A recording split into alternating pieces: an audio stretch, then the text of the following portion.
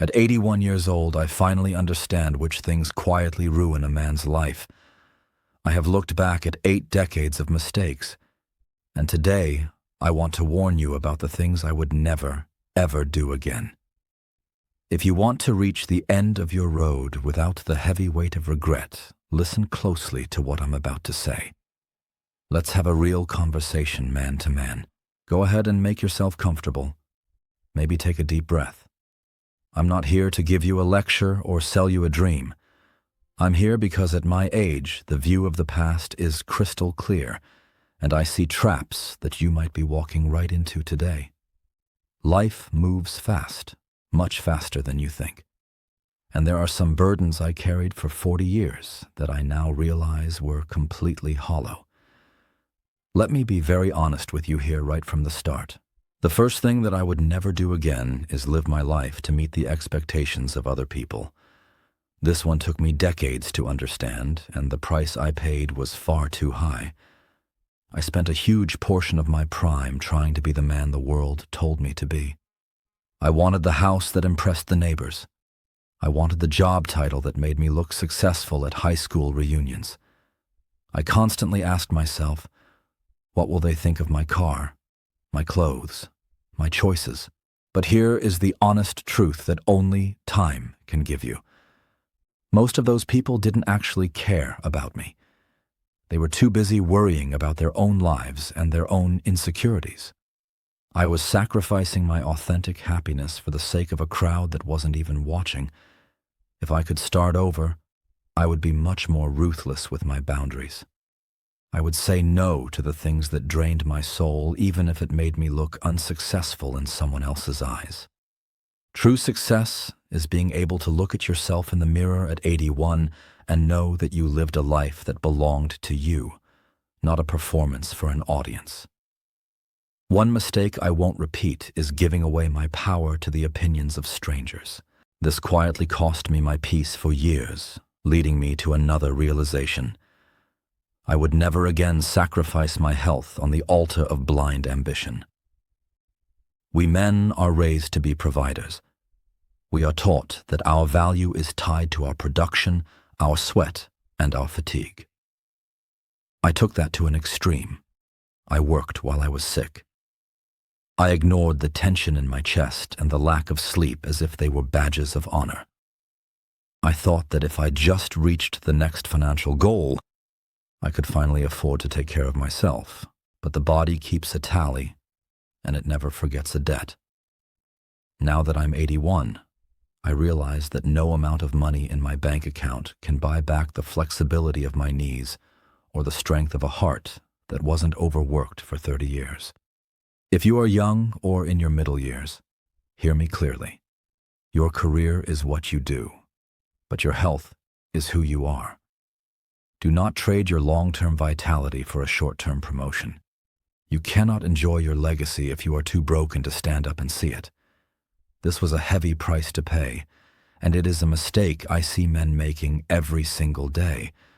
They spend their health to get wealth, and then spend all their wealth trying to get back their health. It is a cycle of madness I would never enter again. Something I misunderstood for years was the nature of pride. If I could go back, I would never again let a grudge sit in my heart for more than a single day. In my 50s, I went years without speaking to a close friend over a political argument that neither of us even remembers clearly today. I thought holding my ground made me strong. I thought that refusing to be the first to call was a sign of character and backbone. It wasn't strength. It was a prison. Resentment is a heavy price to pay for the illusion of being right. At this age, I've buried more friends than I can count. When you stand at a graveside, you never think, I'm glad I never apologized. You only think about the years of laughter you missed because of a silly ego. Most men don't realize this until it hurts too much to fix. I would never again choose my pride over my people. I would reach out, I would forgive, and I would move on. Life is simply too short to carry stones in your pocket that belong on the ground. This brings me to another heavy realization about how we use our time. I would never again postpone the moments that actually matter while waiting for the perfect time. This is a trap that caught me for decades. I used to tell my wife and my children that we would do the big things once life calmed down, once the mortgage was paid, once the kids were out of school, once the business was stable and the economy was better. But here is the secret. Life never calms down. It only changes shape. While I was waiting for the perfect time, the children grew up and moved away. While I was waiting for the storm to pass, I missed the beauty of the rain. If I had a second chance, I would be more present in the mundane. I would understand that a Tuesday night dinner with my family is just as sacred as a luxury vacation. The tomorrow we are all waiting for is a myth, a shadow that recedes as we walk toward it. All we have is this breath and this moment, right here. One thing I've learned is that the perfect time is a lie told by fear to keep us from living. This one is hard for many men to hear, but it was a mistake that cost me a lot of joy. I would never again be afraid of looking foolish. I spent so much energy trying to maintain a serious image. I wanted to be seen as the man who had it all figured out. I didn't try new hobbies because I didn't want to be a beginner. I didn't dance at weddings because I didn't want to look clumsy. I didn't say I love you enough because I thought it made me look weak or overly emotional. What a waste of human experience. Vulnerability is the highest form of courage a man can possess. There is a deep, profound freedom in being able to laugh at yourself. I would never again let the fear of a stranger's smirk stop me from trying something that makes me feel alive. Whether it's learning a new language at 60 or starting a business at 70, the only real failure is staying still out of embarrassment. Most men are so worried about being mocked that they become statues. I would rather be a fool who lived than a genius who watched from the sidelines. Let's talk about something that was a heavy price to pay for me. Ignoring my internal silence. For a long time, I lived a very loud life. I was always working, always watching the news, always fixing something, always planning the next move. I was terrified of being alone with my own thoughts because I didn't know who I was without my titles and my tasks. I ignored my spirituality, not just in a religious sense, but in the sense of being connected to the quiet pulse of the universe.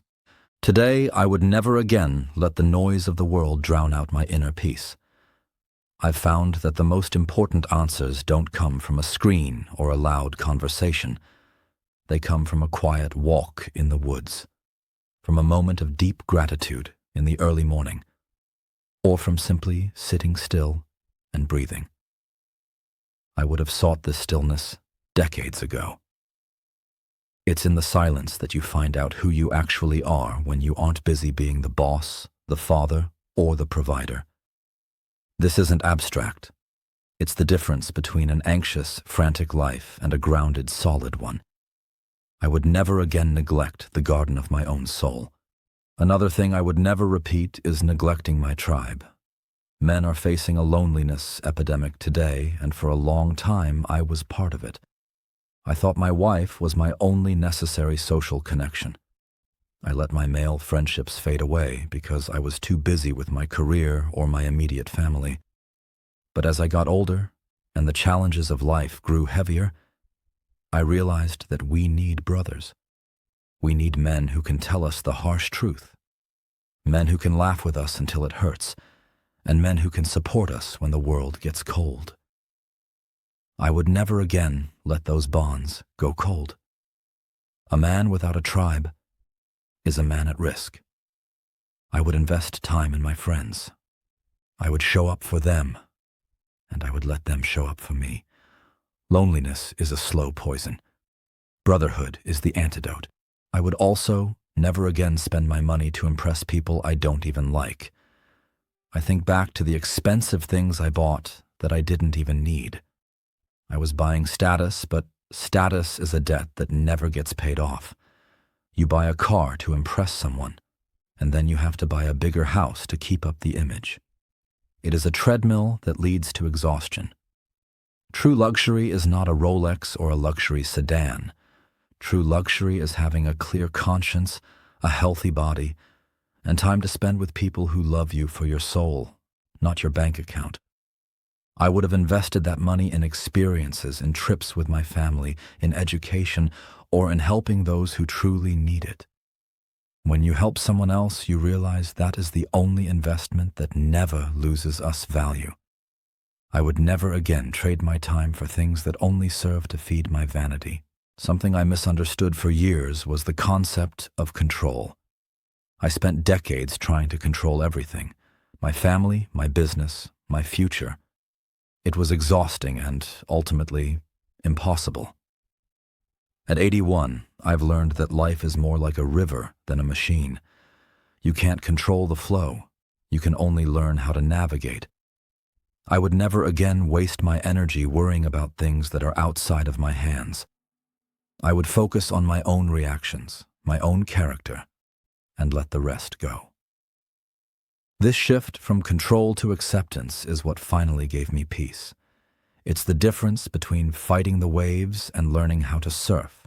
I would never again live as if I were immortal. This might sound strange, but most men in their 40s and 50s live as if they have an infinite supply of time. They waste days complaining about things they can't change. They spend weeks in bad moods over minor inconveniences. They act as if they have 500 years left. At 81, I know exactly how many grains of sand are left in my hourglass. And that makes every sunset feel like a miracle. That makes a good conversation feel like a treasure found in the dirt. If I could go back, I would have stopped treating my time like it was cheap. I would have been more protective of my energy. I would have spent less time being angry and more time being amazed by the simple fact that I exist. I would never again take a single day for granted. And finally, I would never again define myself by my failures. I used to let a bad business deal or a personal mistake haunt me for years. I carried those errors like heavy stones, letting them crush my confidence. But now, with the perspective of age, I see that those failures were just the tuition I had to pay for my wisdom. They didn't make me a loser. They made me a teacher. I would never again be my own harshest critic. I would be my own best friend. I would forgive myself for not knowing then what I know now. Now, before I leave you with a final thought, I want to ask you for something. If this conversation touched you, if it made you rethink even one small thing about your journey, please consider subscribing to this channel. My goal here is to share these reflections so that more men can find their way with a bit more light and a bit less weight. If you found value in my 81 years of trial and error, hit that like button. It helps this message reach the men who might be struggling in silence right now. And please talk to me in the comments. Tell me, what is the one thing you've realized you need to stop doing? Or perhaps tell me a lesson you've learned that you think every man should hear. I read your words, and they remind me that we are all in this together, no matter the distance or the age. You don't have to wait until you are 81 to get this right. You don't have to reach the end of the road to realize you were carrying the wrong luggage. You can start being the man you want to be right now in this very hour. You can choose to be lighter. You can choose to be kinder to yourself. You can choose to let go of the weights that don't belong to you. I've learned that a man's life isn't measured by the things he gathered, but by the peace he found. It isn't measured by the battles he won, but by the love he gave and the regrets he was brave enough to leave behind. I spent too many years fighting the wrong wars. I hope you don't do the same. The world will tell you to be faster, louder, and richer. My 81 years tell you to be steadier, quieter, and deeper. Listen to the silence. It has more to tell you than the noise ever will. Take care of your heart, because everything else flows from it. Take care of your people, because they are the only things that truly stay with you. I'm going to sit here for a moment and just enjoy the quiet of this room, the light coming through the window, and the simple fact that I am still here to share this with you. I hope you do the same. Find a moment of stillness today. Look at your life not as a problem to be solved, but as a gift to be opened. Life is a beautiful, messy, short, and incredible journey. Don't miss it because you were too busy trying to be perfect or trying to please people who don't matter. Take care of yourself, my friend. Keep your heart open. Keep your head up. And remember, the best time to start living is the moment you decide to be honest with yourself about what truly matters. It is never too late to stop doing what ruins you and start doing what heals you. I'll be here if you ever want to talk again. Just remember, you have less time than you think, but more power than you realize. Use it wisely. Use it for peace. Use it for love. I wish you a life of few regrets and many moments of quiet joy. Goodbye for now.